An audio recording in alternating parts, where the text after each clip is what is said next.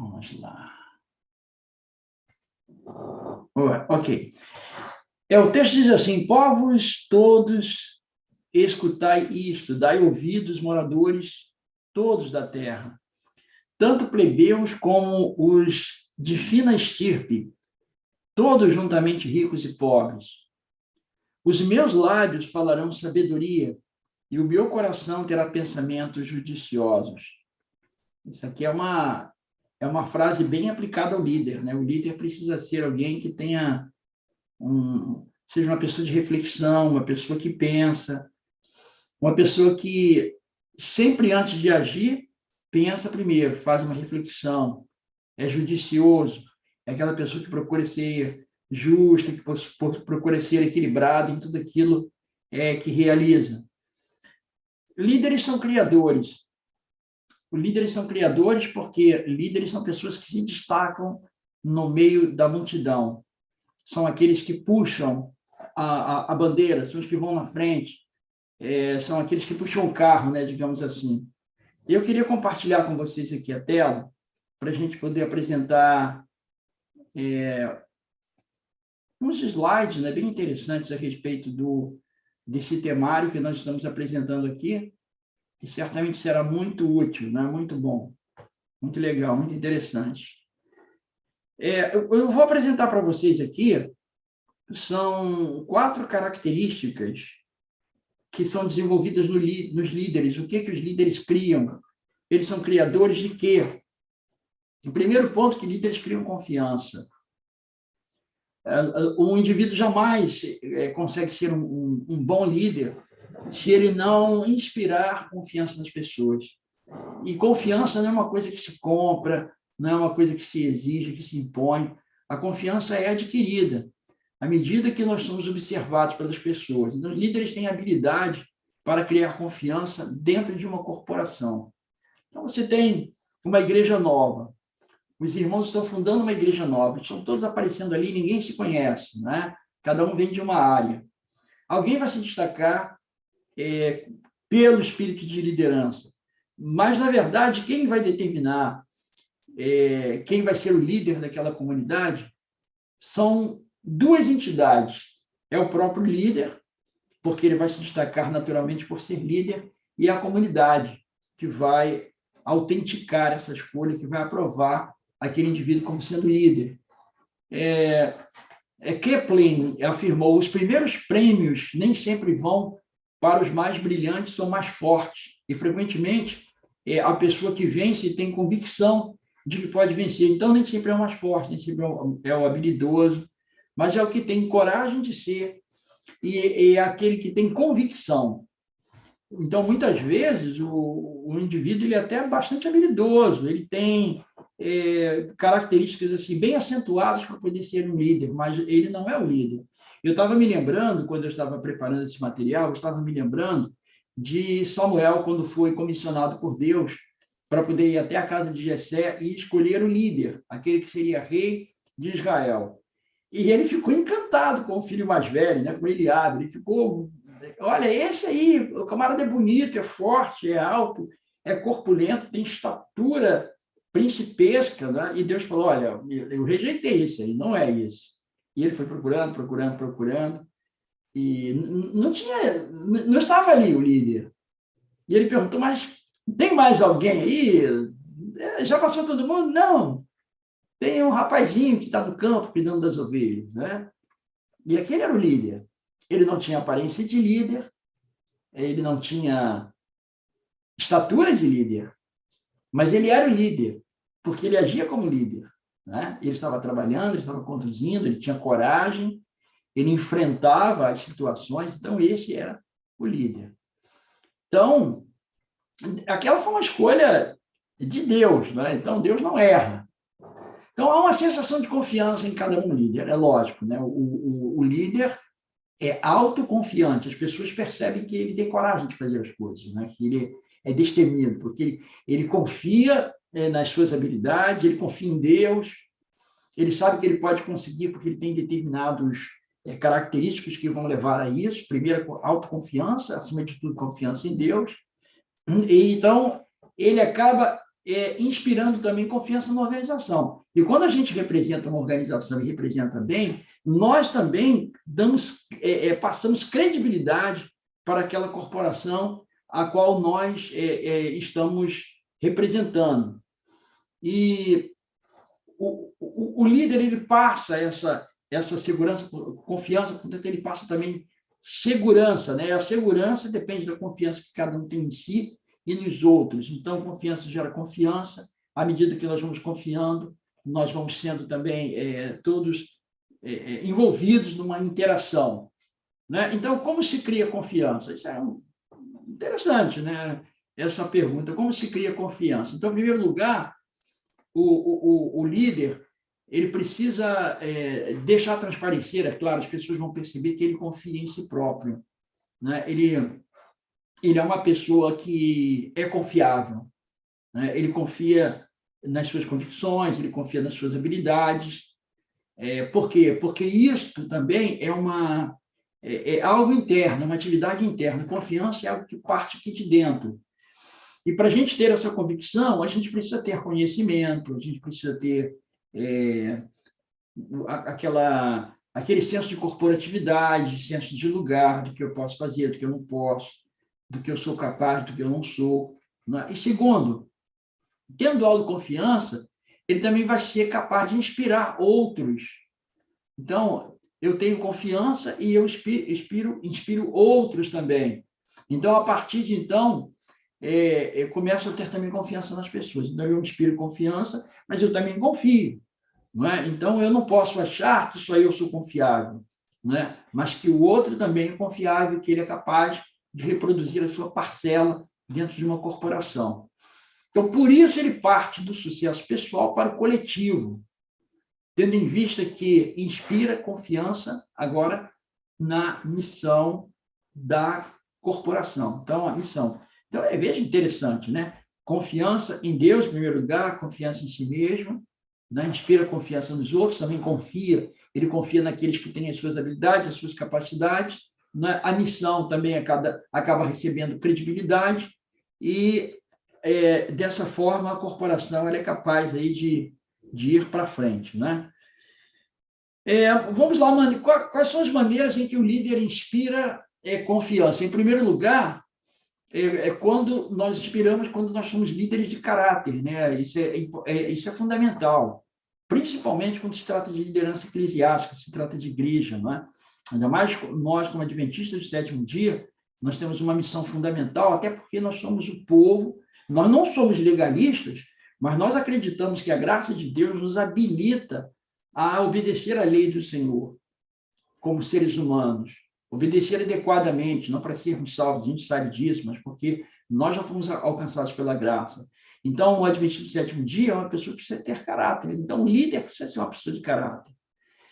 Então, a primeira maneira de instilar confiança nas pessoas é sendo alguém de caráter, uma pessoa de caráter. E segundo, sendo competente. Mas aí, você vai me perguntar, e como é que a gente adquire competência? Como é que se desenvolve a competência num líder? Bom, nós temos que ler, não é? Nós temos que ler. A gente precisa ler muito, a gente precisa ler sobre as áreas com a qual nós estamos lidando. Então, por exemplo, um ancião de igreja, ou um diretor de escola sabatina, ou qualquer cargo eclesiástico, ele tem que conhecer o manual da igreja. É importante conhecer o manual da igreja. É importante conhecer a doutrina da igreja, conhecer a teologia da igreja, saber o que a igreja pretende, para onde ela vai, como ela nasceu, o que Deus espera, né, dessa igreja. Então, isso é importante, competência. Então, para ser competente, a gente precisa ter conhecimento. Ter conhecimento profundo, principalmente da corporação a qual nós estamos ligados. Vamos lá, maneiras de instilar confiança, né? Eu coloquei aqui para vocês dois pontos assim, parecem ser dicotômicos, né? Se você tiver caráter, mas não há competência, a boa notícia é que todo mundo vai acreditar em você, mas ninguém desejará lhe seguir. Né? Então, você tem caráter, mas não tem competência. São duas coisas que indicam, né? As pessoas acreditam em você, mas elas não vão seguir você porque você não tem competência. Agora, se você inspira confiança, mas não tem caráter, ou seja, mesmo que você tenha competência, mas você não tem caráter, a boa notícia é que todo mundo vai acreditar que você provavelmente pode conduzi-los, mas as pessoas não vão se arriscar.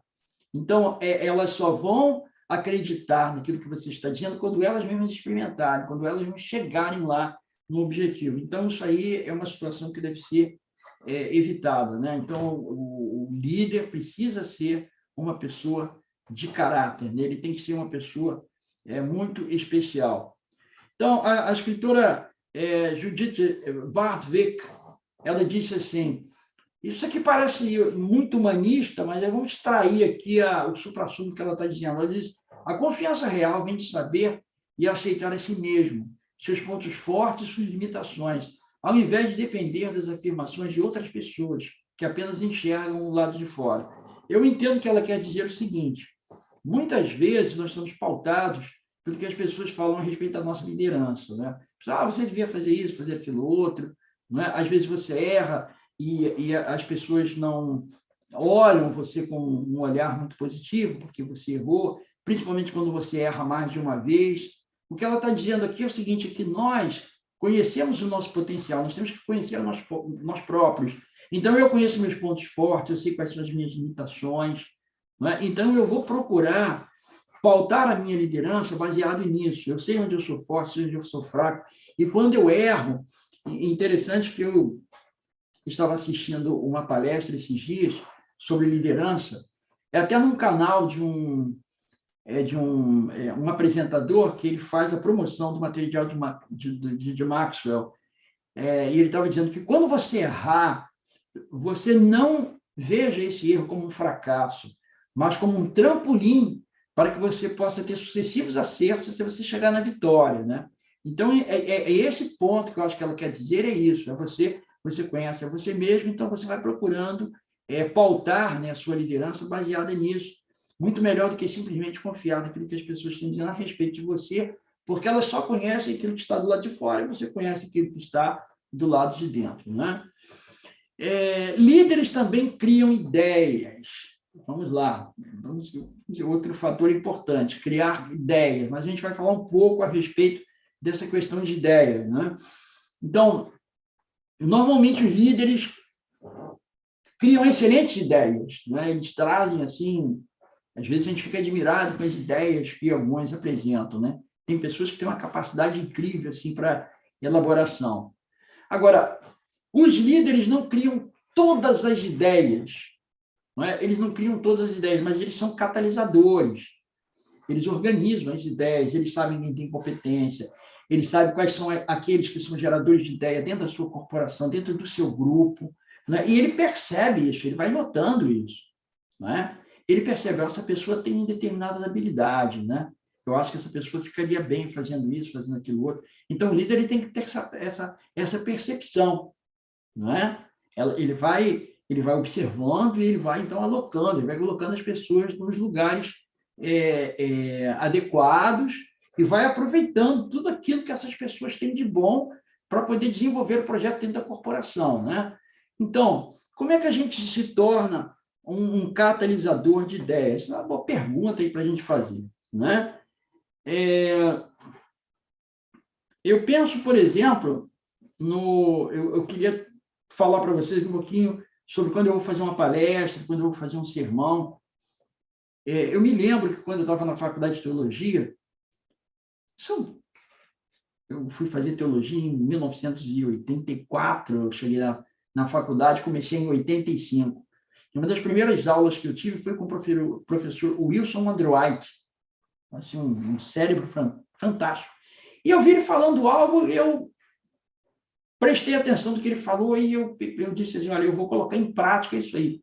Ele falou assim, vocês estão pensando que os meus sermões, eles nascem ali daquele momento que eu estou escrevendo e que eles ficam ali quando eu estou escrevendo e depois eu parto para apresentar o meu sermão ou a minha palestra? Eu não faço assim, não. Ele disse assim, os meus sermões e as minhas palestras são chocados da minha cabeça o tempo todo. Então, se eu vou apresentar uma mensagem no sábado, e eu preparei a mensagem 15 dias antes, essa mensagem ela fica sendo elaborada, ela fica sendo trabalhada na minha cabeça o tempo todo. Eu vou trabalhando, eu vou corrigindo, eu vou acertando. Então, quando eu chego no púlpito, aquilo ali já está muito bem trabalhado, né? O forno já preparou o bolo ali da minha cabeça, ali dentro, no interno, né? Então, o líder, ele precisa aprender a pensar, ele precisa aprender, ele tem que desenvolver essa habilidade. Então, pensar constantemente na sua atividade. Então, o lugar em que as ideias são incubadas estão na área do pensamento, né? Então, isso, eu aprendi isso, e eu, desde aquela época que eu faço assim, né? Tudo que eu vou fazer, eu preparo antes, eu fico pensando naquilo, né? Eu vou trabalhando, vou melhorando os meus próprios pensamentos. É outra coisa, sempre faça perguntas sobre a sua própria atividade. Então, as pessoas que são produtoras de ideias, elas também são pessoas certamente questionadoras, né? Agora eu vou apresentar para vocês 7 passos para ser um catalisador de ideias. Então, vamos lá trabalhar aqui ideia por ideia, né? Então, vamos lá. Concentre seu pensamento em 2 áreas do seu negócio. Quais são essas 2 áreas? Aquilo que pode dar certo e aquilo que pode dar errado, né? Então, para ser um bom catalisador de ideias, tem que saber. Escuta, essa ideia, essa direção que eu estou tomando aqui, isso, qual a probabilidade de dar certo, né? E essa outra, qual a probabilidade de dar errado? Você tem que analisar isso, né? Então, quais as ideias criadas por mim podem desenvolver mais potencial, né, para poder dar certo, e quais as que podem reduzir esse potencial para poder dar certo, né? Como você está vendo aqui nesse quadrinho, né? O indivíduo está tentando colocar um quadrado dentro desse redondo. Ele tem que analisar, né, se vai dar certo. Então, o líder tem que fazer assim também.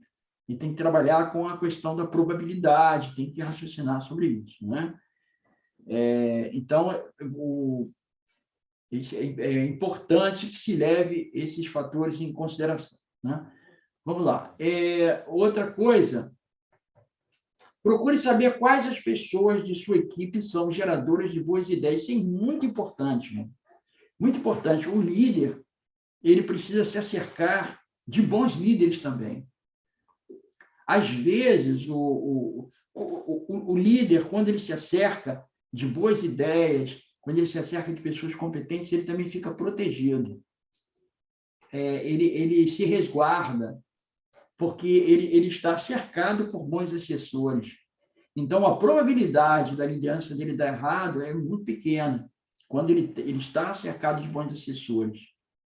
Então, o indivíduo que tem assim, uma visão ampla de liderança, ele vai ter um grupo com o qual ele se reúne periodicamente, para eles poderem conversar, compartilhar pensamentos, compartilhar ideias.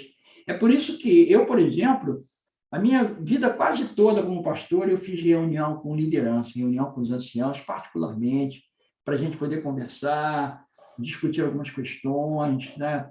E assim, pegar ideias, né? Porque a gente pega muitas ideias, a igreja tem muita gente inteligente, a gente precisa aproveitar isso, né? Outro fator é sempre que a ideia vier à mente, você aproveite, né? E frequentemente essas ideias vêm quando você, por exemplo, quando você de madrugada você acorda, vem uma ideia, ou quando você está tomando banho, né? Às vezes até tomando banho vem uma ideia, né? Eu muitas vezes eu levantei da cama à noite, às vezes a Deliane perguntava: você está levantando porque perdeu o sono? Eu falei: não, tive uma ideia, preciso anotar essa ideia, senão eu vou perder essa ideia. Então, eu levantava e ia lá e anotava. Às vezes eu só anotava aquela ideia para depois deixar para desenvolver no outro dia. E às vezes eu até perdi o sono e eu desenvolvi aquela ideia. Eu fiz muito isso nos 2 doutorados que eu fiz. Tanto no mestrado quanto no doutorado, fiz muito isso, né? Muitas vezes. Então, tem uma ideia, você aproveite essa ideia. Aproveite, anote. Está dirigindo? Para o carro e vai lá e ponha lá a sua ideia, né? Você está desenvolvendo um projeto na igreja, uma coisa legal, vê aquela ideia super legal. Se você deixar passar, pode ser que você não pegue essa ideia nunca mais. Então, pare onde você estiver, vai lá e anote, porque isso é muito importante, né? Então, não é a ideia que você tem no chuveiro que faz de você um ótimo elaborador de ideia, mas o que você faz com essa ideia depois que você se seca, né? Então, vai colocar em prática? Você teve a ideia, vai deixar morrer, vai deixar passar? Não, você tem que colocar em prática para você poder realmente aproveitar aquela iluminação que veio para você, que muitas vezes, a frequência é algo até de Deus, né? Deus está trazendo para você, está te dando uma ideia, então você para e vai prestar atenção nessa ideia, né? E um dos passos importantes é isso aqui, você reúne, né?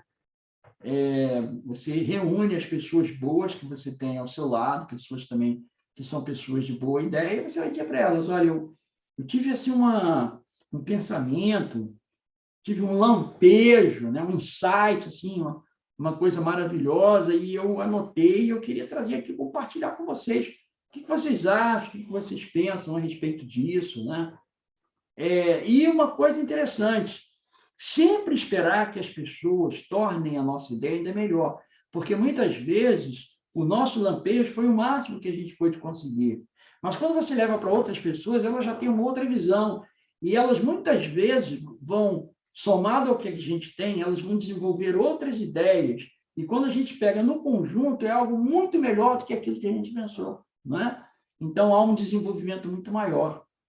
Então, quando você faz uma reunião que você tem pessoas proativas, quando você tem pessoas competentes, pessoas que querem o bem da corporação, normalmente você sai dessa reunião satisfeito. Agora, quando você pega pessoas que não têm esse alcance, pessoas que não têm esse mesmo espírito, você vai sair esgotado.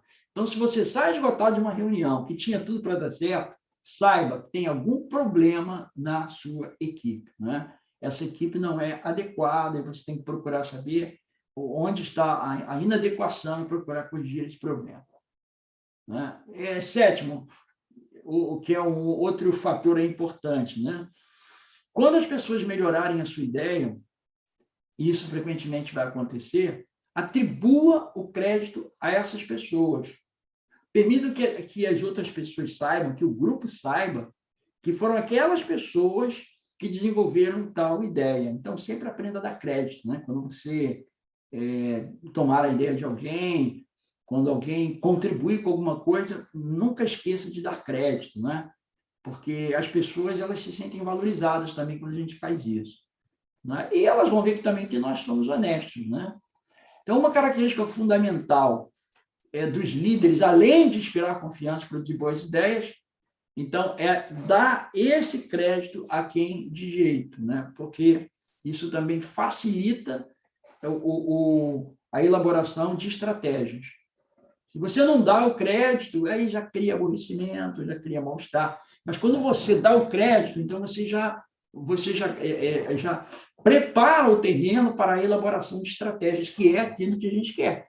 O líder, na verdade, ele parte da ideia para a estratégia e a realização do projeto, né? Então, veja, Henry Ford estava certo, ele disse, nada é particularmente difícil se você dividir o todo em pequenos empreendimentos, né? É bem interessante isso, né?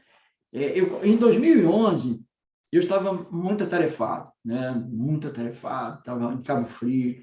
Aí o pastor Godinho chegou a mim e falou assim, olha, Josimir, eu queria desenvolver um estudo bíblico diferente, eu queria um estudo bíblico sobre profecia, Daniel e Apocalipse. E eu queria que você fizesse esse estudo para mim. Eu vou mandar para você aí e tal, como eu gostaria que fosse feito, eu queria que você fizesse. Eu falei, Godinho, eu não tenho tempo. Eu não tenho tempo. Aí ele riu para mim e falou assim, você já viu desocupado fazer alguma coisa boa? Essas são as pessoas que não têm tempo e que fazem coisas boas, né? Eu falei, mas eu realmente não tenho tempo, eu estou muito atarefado. Aí ele falou assim, eu vou te dar uma ideia. Olha a ideia dele. Pegue cada dia um pouquinho. O espaçozinho que sobrar para você, que você está muito ocupado, você pega um pouquinho. Cada dia você pega um pouquinho, que você vai ver que, quem sabe, lá para o final do ano você já terminou essa atividade.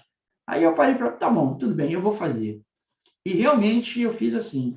Cada dia eu pegava um pouquinho e fazia um pouquinho. Então, cada dia era um pequeno projeto dentro de um todo que eu ia fazendo e tal, e acabou dando certo, né? e a revista está aí, né? Profecias de Esperança. É uma boa ideia aí do Ford, né? Vamos lá.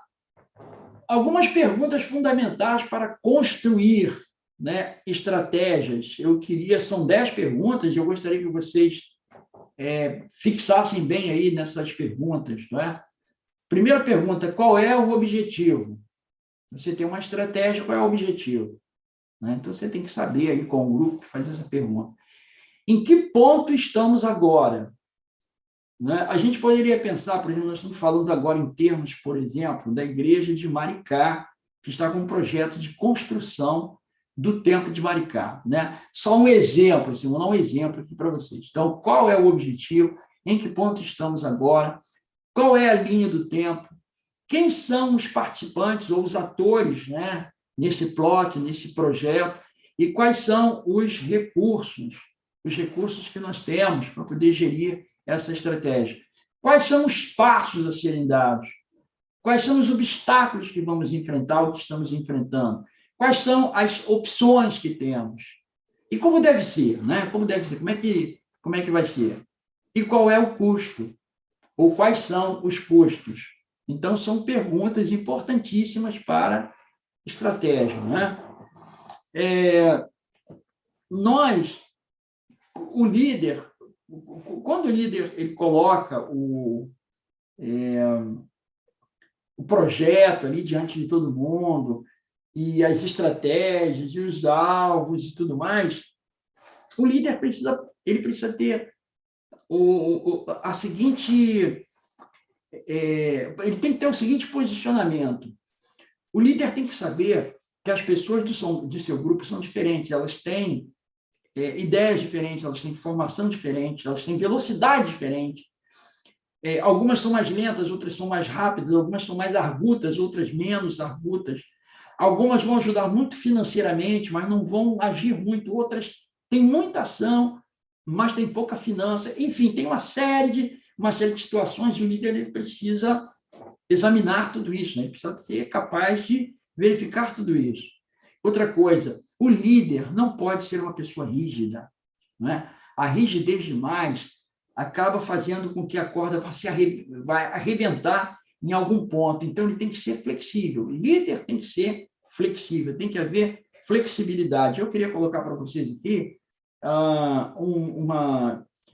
um pensamento de Chuck Smith, o pastor Chuck Smith, ele diz: bem-aventurados são os flexíveis, pois não serão partidos ou quebrados, né?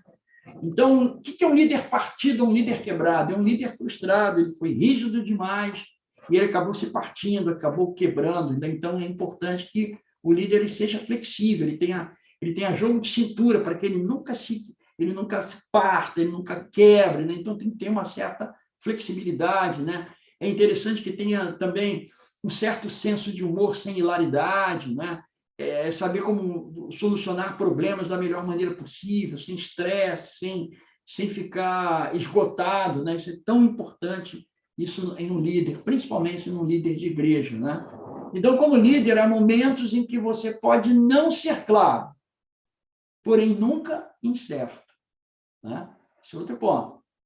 Porque sabe para onde deseja ir. Então, um líder, claro, você sabe para onde deseja ir, embora nem sempre esteja certo quanto à maneira de como chegar lá. É por isso que você tem que ser flexível, né? Porque, às vezes, você sabe onde você quer chegar, mas você não sabe muito bem como chegar. Mas tem alguém da equipe que sabe, que pode dar uma dica, tem 2, 3, pode, olha, por que a gente não faz assim? Vamos fazer desse jeito, daquele outro e tal.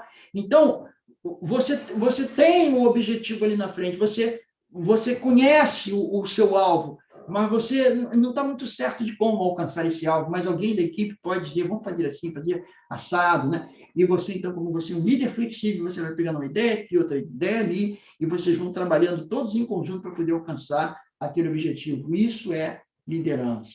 Então, é fundamental trabalhar também, isso aqui é um outro ponto para o qual eu gostaria de chamar a atenção, é trabalhar com jovens. As pessoas jovens, normalmente, são pessoas muito dispostas.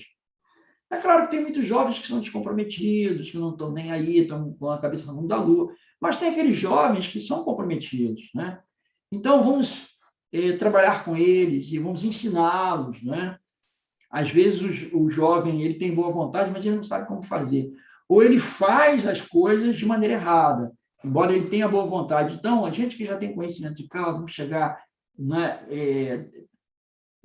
como é que se diz? Mão no ombro, né, tapinha no ombro, é melhor do que tapa, não é? Do que soco. Então, tapinha no ombro, ele, olha, vamos fazer assim, vamos fazer desse jeito. Não é dessa forma que a gente tem que fazer, a gente tem que fazer dessa outra forma, né? E a gente procurando ali um certo jogo de cintura, porque nós, mais velhos, nós temos experiência, temos vivência e temos o cérebro já acostumado, né, a gerir essas questões.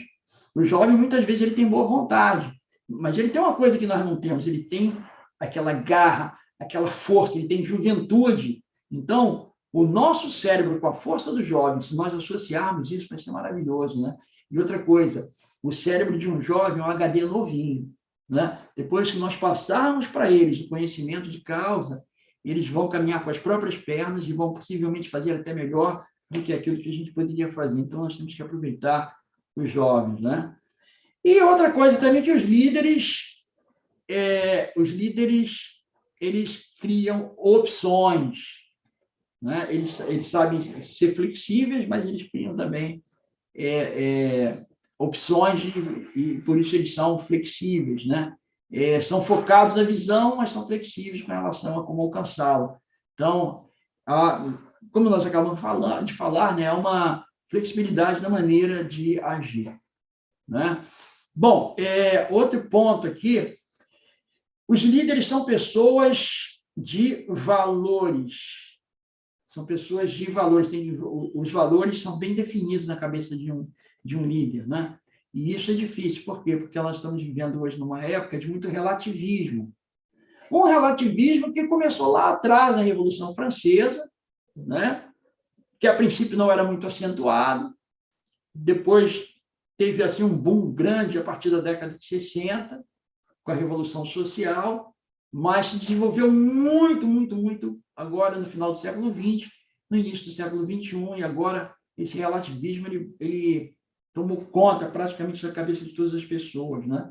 Mas nós, principalmente nós líderes adventistas, nós não somos relativistas, não é?